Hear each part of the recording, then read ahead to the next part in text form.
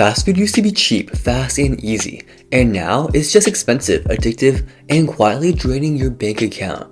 So what happened, and why do we keep coming back? So today, let's talk about fast food, not just the burgers, fries, and soda, but the whole ecosystem behind it. Because fast food isn't just food, it's a business model, it's a lifestyle, it's a massive machine built on speed, convenience, psychology, and profit. And once you start digging into how it connects to consumerism, overconsumption, and your personal finances, that $1 McChicken starts to feel like a big scam.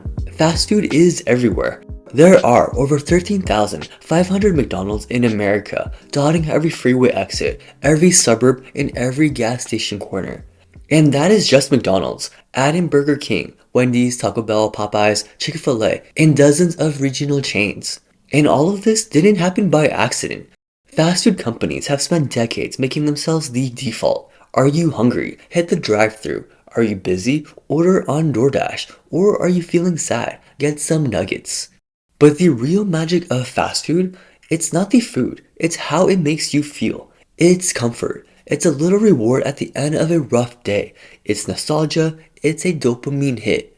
We all remember begging our parents for a Happy Meal because of the toy or grabbing fries after school with friends. That emotional connection, it sticks, and these companies know that. And that is why McDonald's now teams up with celebrities for adult Happy Meals and collectible toys. They're not just selling burgers anymore, they are selling memories. Fast food advertising taps into emotions because it works. You don't ever really see ads talking about nutrition or value. Instead, they sell you emotion, a feeling, a certain lifestyle. The joy of friends laughing over fries, the thrill of trying the newest limited time item, the relief of not cooking, and that imagery is appealing for a lot of people. And those little jingles are catchy, it's emotional marketing, and it's everywhere. And kids are especially vulnerable. According to a study, kids ages 2 to 11 see almost 3 fast food ads a day, which is over 1,000 a year. And those ads build habits even before kids even understand money. And honestly, it affects adults too. The same people who actually swipe their credit card for that Crunchwrap Supreme. And here's the thing, those feel-good memories, they're not cheap anymore. And neither is fast food. That idea that fast food is the cheapest way to eat, it's far from reality. Fast food used to be recession-proof. In tough economic times where groceries were too expensive or wages weren't high enough, you could always rely on a good cheap cheeseburger. But now, a Big Mac meal in many cities costs between $10 and $14. A Chick-fil-A combo with a drink, it's around the same. Taco Bell, even their $4 tacos and $6 burritos start to add up fast. Toss in a drink and maybe a dessert and you're easily hitting $15 per person. And remember the dollar menu, that is gone. McDonald's phased it out years ago in favor of the $1, $2, $3 menu. And honestly, even that has turned into the McValue menu, which is more like the $5 meal deal or buy one add one for $1, which sounds like a value, but it mostly includes tiny portion sizes or add-ons that you didn't even want in the first place.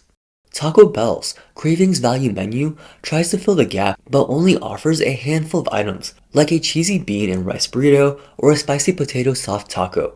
Wendy's has a 4 for $4 deal or a biggie bag, but again, smaller portions and limited selection. And of course, there are economic factors. It's true that inflation has hit everything, housing, groceries, gas, but fast food has outpaced even general inflation. In the last 10 years, actual inflation grew about 31%, while fast food prices, like at McDonald's, have increased by as much as 100%. In other words, fast food is getting expensive faster than almost everything else. So if it's not clear by now, fast food is not cheap, but it's still marketed like it is. And that's where a lot of people get stuck. Because fast food chains have mastered the art of the upsell. And that is why a simple burger run turns into a burger, fries, a drink, and maybe even a cookie. It's only a couple bucks more, but over time, those little add-ons stack up. And this is how overconsumption becomes automatic. Fast food is designed to make us eat more, think less, and spend more. And it works. According to the CDC, over 36% of adults eat fast food on any given day. That is, more than 1 in 3 people grabbing something greasy, salty, and usually overpriced. And a lot of it can be linked to fast food apps. You think downloading an app for your favorite chain would help you save money with deals or rewards. But that is the exact idea they sell you. In reality, these apps are marketing tools disguised as savings tools. They're designed to get you to buy more often. They lure you in with free fries or a $1 drink, but once you're there, you're way more likely to tack on a full meal or even spend more just to unlock the next reward tier. It's a classic behavioral trick. Dangle a small reward and people will spend more chasing the next one. Apps basically push users to make more frequent purchases to earn free items that often require spending far more than the value of the reward itself. The McDonald's app, for instance, often promotes exclusive deals that sound good, but only apply to large combos or require multiple purchases. And the same is true for Taco Bell's app that nudges users towards limited time box deals, or Wendy's app that offers points that expire quickly unless you keep spending. And these digital loyalty programs make you feel like you're winning, but you're actually spending more in the long run. These apps aren't about saving you money, they're about keeping you hooked. For so many of us, emotional spending and emotional eating often go hand in hand. We spend to feel better, we eat to cope, then you feel bad about what you ate or what you spent, and the loop just goes on. And that is exactly what the fast food industry is built around. Feeding your cravings and your wallet all at the same time. And of course, there's the illusion of choice. You walk into fast food restaurants and see dozens of items on the menu, but are they really different? It's actually all the same base ingredients: chicken, beef, cheese, and bread, just rearranged and packaged in a different form. The Crunchwrap Supreme, Nacho Bel Grande, and Crunchy Taco, it's all designed to feel like variety, but behind the scenes, it's the same low-cost inventory. It's marketing, and it works. These little psychological tricks are everywhere in fast food. And if you haven't noticed, fast food companies are starting to act like luxury brands. Think about the Travis Scott meal, the Cardi B and Offset collaboration, and even partnerships with K-pop groups like BTS. They're not selling you food, they're selling an image. Limited time drops, cool packaging, and most of the time, it's not even new food. It's just food that's been bundled together differently. The Travis Scott meal alone boosted McDonald's sales by 4.6% in 1 quarter, which is absolutely crazy. And yes, it's fast food, but it's also fashion, culture, and status all rolled into one. Fast food and luxury should be two completely different things, yet they become one and the same. And even if you look at Taco Bell's annual announcements for new food, they now come in an Apple keynote-like presentation to really sell you the idea of luxury and importance. And again, it's all for the sake of image, and people fall for it every single time. So fast food is everywhere, what can you do? Well, first, start small. Fast food feels cheap, $10 here, $15 there, but 3 times a week it adds up to nearly $1,500 a year. Even if you cut that in half, you would have $750 back in your pocket. And that can be used for an emergency, your vacation, and even a start in investing. And speaking of investing, say you cut fast food cold turkey and put that $1,500 into an index fund earning 7% a year, and in 10 years it grows to over $20,000.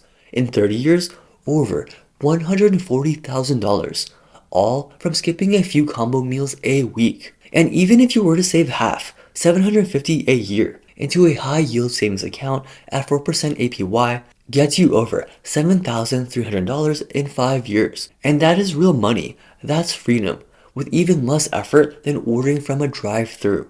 And so if it's not fast food, then what is worth your money?